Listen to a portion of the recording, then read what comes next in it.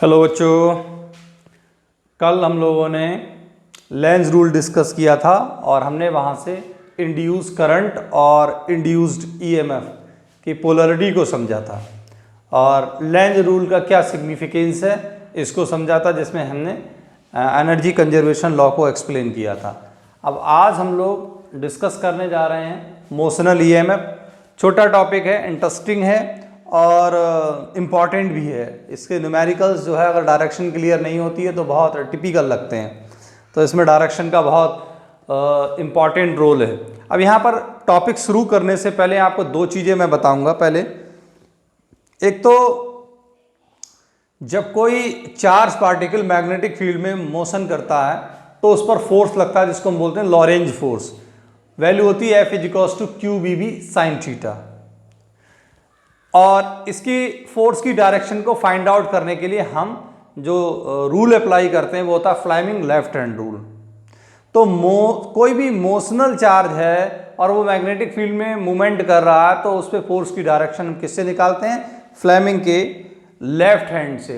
अब दूसरी बात, अगर कहीं पर करंट या ईएमएफ इंड्यूस हो रहा है किसी कंडक्टर के मोशन की वजह से, तो हम करंट की डायरेक्शन को फाइंड आउट करने के लिए Fleming right hand rule apply करते हैं, जिसमें हम ये तीन उंगलियों को म्यूचुअली परपेंडिकुलर स्ट्रेच कर लेते हैं। ये वाली उंगली मैग्नेटिक फील्ड को रिप्रेजेंट करती है, ये वाली उंगली करंट, इंड्यूस करंट को, और ये वाली जो है फोर्स को रिप्रेजेंट करती है।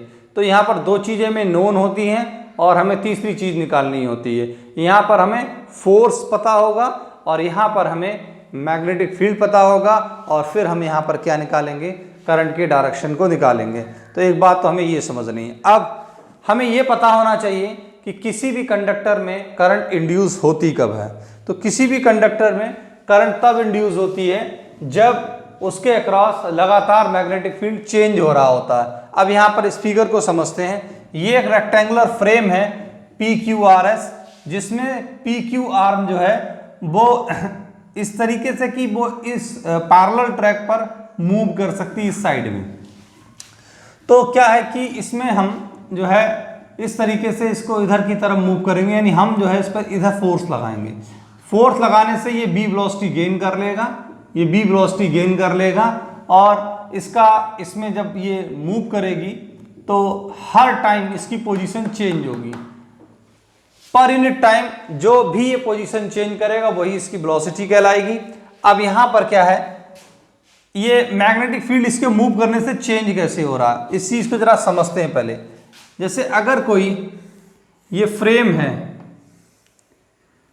इस फ्रेम में ये मैग्नेटिक फील्ड है जो कि परपेंडिकुलर इनवर्ड है।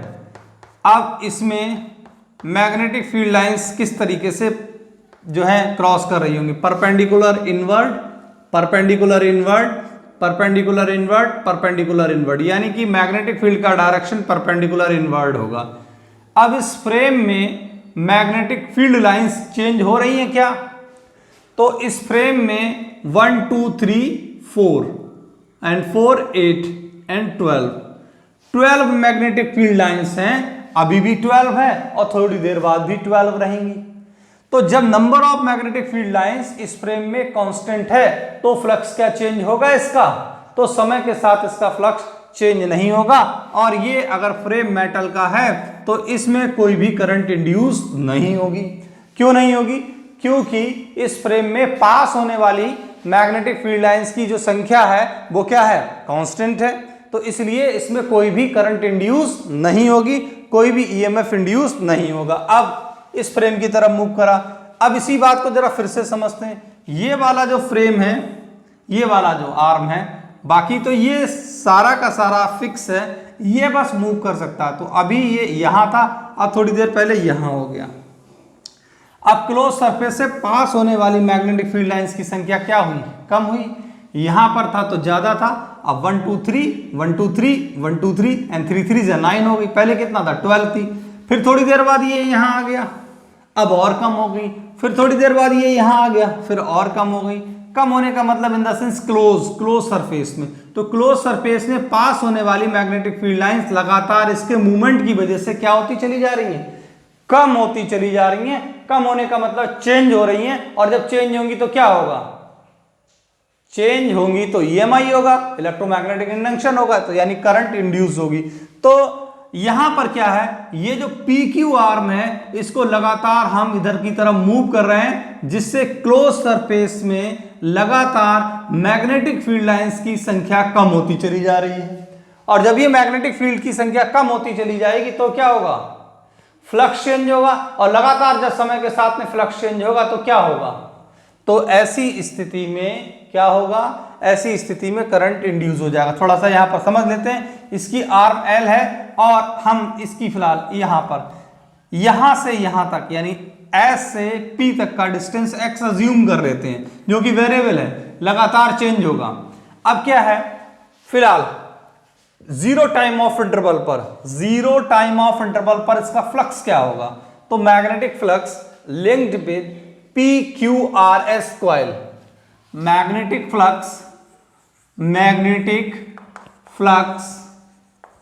Linked with P Q R S. तो डियर स्टूडेंट फार्मूला होता phi is equals to V A cos कितना थीटा, यहां कॉस 0 है, वी मैग्नेटिक फील्ड है, एरिया कितना होगा, लंबाई और चौड़ाई, लेंथ इंटू ब्रेड्थ, तो यहां क्या आ जाएगा x इंटू एल, और cos 0 1 हो गया। cos 0 1 कैसे हो गया, एरिया वेक्टर और मैग्नेटिक फील्ड क्या है, सेम डायरेक्शन में है। एरिया वेक्टर और मैग्नेटिक फील्ड सेम डायरेक्शन में, परपेंडिकुलर टू द प्लेन, दोनों चीजें लाइक दिस, दोनों एक डायरेक्शन में कैसे है उसको समझते। cos 0 यहां क्यों है, cos 0 की वैल्यू हमने क्या लगाई, अगर हम यहां पर देखें परपेंडिकुलर इनवर्ट, ऑब्जर्वर उस साइड है, ऑब्जर्वर उस साइड है, तो ऑब्जर्वर के लिए मैग्नेटिक फील्ड की संख्या क्या, मैग्नेटिक फील्ड का डायरेक्शन क्या होगा ये, और एरिया वेक्टर भी क्या होगा ये। तो दोनों स्थिति में ए और बी पैरेलल होंगे और cos 0 यानी कि 1 हो जाएगा। तो क्या निकल के आया, ये आया बी कांस्टेंट है, आर्म जिसको हम मूव कर रहे हैं उसकी लेंथ चेंज नहीं हो रही, एल कांस्टेंट है, एक्स, ये एक्स वेरिएबल है, एक्स समय के साथ चेंज होगा। जब इस आर्म को हम इधर स्लाइड करेंगे तो एक्स की वैल्यू लगातार चेंज होगी, x is the variable with time. तो that's why phi is equals to कितना आ गया, वी एल एक्स, राइट। अब क्या है, अब यहां पर क्या करना है, यहां पर इसको हम डिफरेंशिएट करेंगे। क्यों डिफरेंशिएट करेंगे, क्योंकि x समय के साथ चेंज हो रहा है। तो क्या आ जाएगा, ये आ जाएगा D phi differentiate with respect to t, t के रिस्पेक्ट में डिफरेंशिएट कर दिया तो क्या आ जाएगा, D phi over D T is equals to V constant L constant, ये आ जाएगा dx ओवर dt। समय के साथ पोजीशन लगातार चेंज हो रही है, dx over dt as you know क्या बन जाएगा, velocity, and D phi over D T is equals to क्या बन जाएगा, B L V, right. Rate of change of position is equal to the velocity. Now Faraday's law of EMI क्या कहता है, Faraday's law of EMI ये कहता है कि D phi over D T rate of change of flux induced EMF के बराबर होगा, और नेगेटिव साइन का सिग्निफिकेंस कल पढ़ाया था मैंने, यू नो वेरी वेल। तो कितना आ जाएगा, E is equals to minus B L B. तो बेटा कितना ईएमएफ इंड्यूस होगा,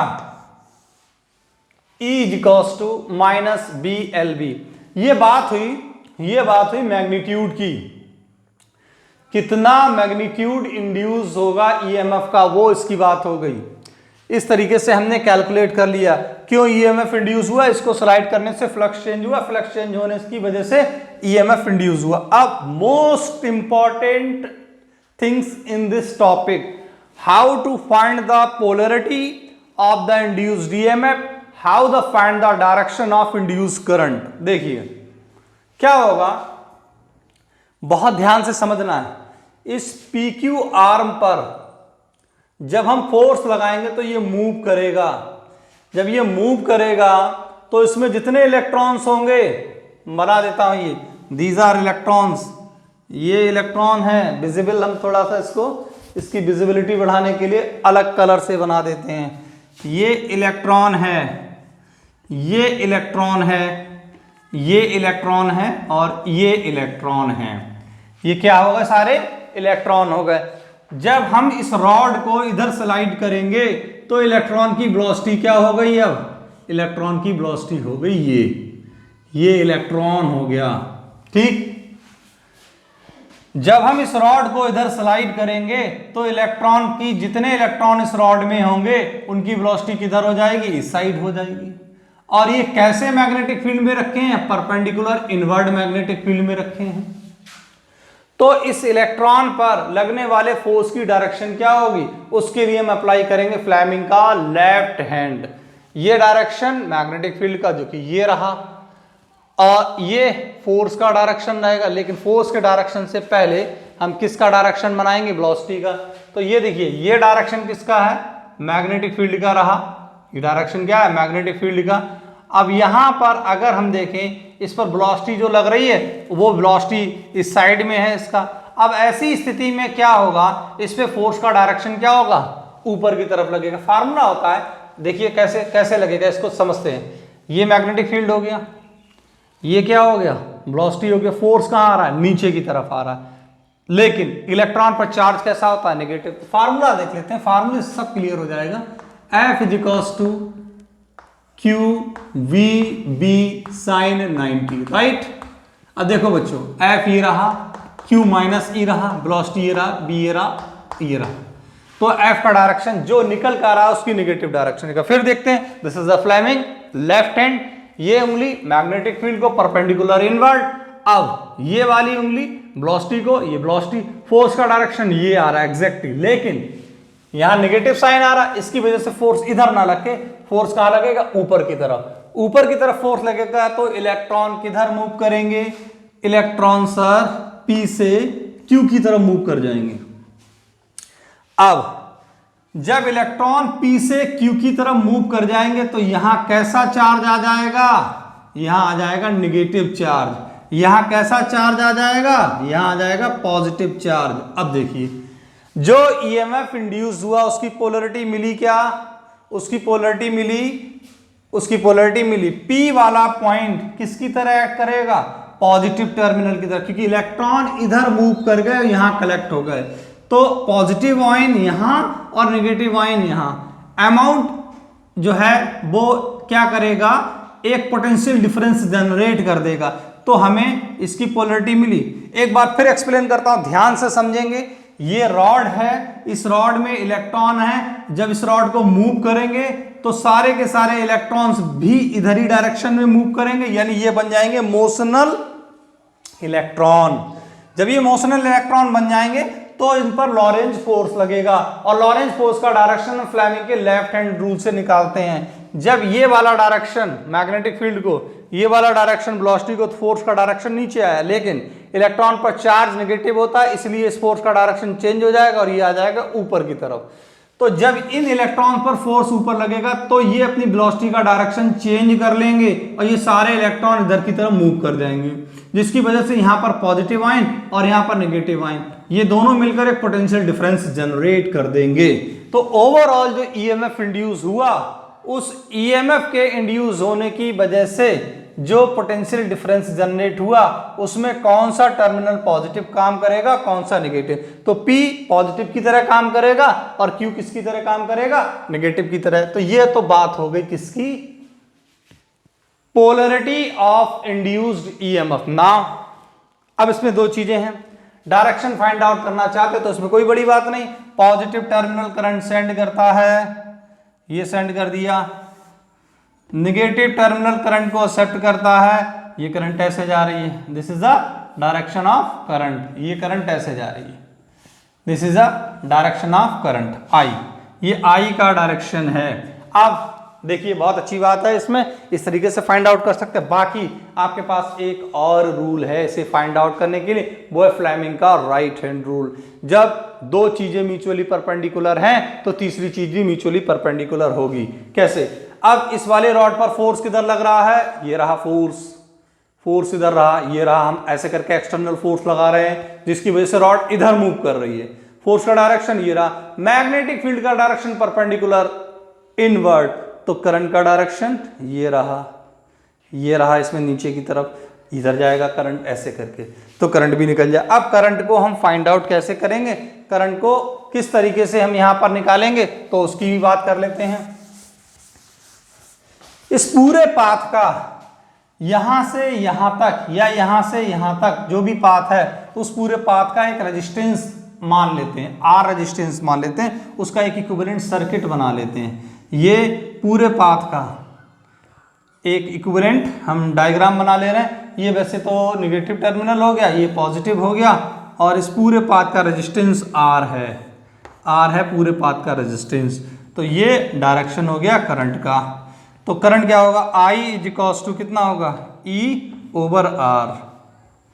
आई इज इक्वल्स टू कितना होगा, वी ओवर आर। तो इससे हम फाइंड आउट कर सकते हैं। अब देखिए यहां से ई का डायरेक्शन, मैग्नीट्यूड ले रहे हैं, डायरेक्शन की बात नहीं कर रहा, वी एल वी क्या हो गया, इंड्यूस्ड ईएमएफ अपॉन आर। तो करंट की वैल्यू क्या आई, current I V L V. एक चीज बच्चों और है, बहुत अच्छे से समझ लीजिए, करंट निकल कर आ गया, ईएमएफ निकल के आ गया, क्या इस पे भी, अब देखिए ये वाला कंडक्टर इधर मूव कर रहा है, क्या इस पर भी कोई फोर्स लगेगा। ये कंडक्टर जो है मैग्नेटिक फील्ड में मूव कर रहा है, ये कंडक्टर है, ये मैग्नेटिक फील्ड में मूव कर रहा है, इस कंडक्टर की लेंथ L है और ये B मैग्नेटिक फील्ड में रखा हुआ है। तो क्या इस पे भी फोर्स लगेगा, बिल्कुल लगेगा, इस पर भी फोर्स लगेगा। तो फोर्स कितना लगेगा, F is equals to I L B. Force कितना लगेगा, F is equals to I L B sine theta, और यहाँ थीटा कितना है 90। आई कितना है, आई है B L B over R, और ये एल बी पहले से है और ये 1 आ गया। तो फोर्स कितना लगा, फोर्स लगा F is equals to V L square V square over कितना आर। ये क्या बन गया, फोर्स बन गया, इस पर इतना फोर्स लगेगा। इस पे जो हम एक्सटर्नल फोर्स दे रहे हैं तो उसमें कुछ पावर की भी बात होगी, तो पावर की भी बात हो सकती है इसमें, ठीक है, तो पावर भी निकाली जा सकती। तो इससे हमने यहाँ पर क्या निकाला, फिलहाल तो हमने अभी फोर्स निकाला, और फोर्स से हम क्या निकाल सकते हैं, फोर्स से हम निकाल सकते हैं यहाँ पर पावर।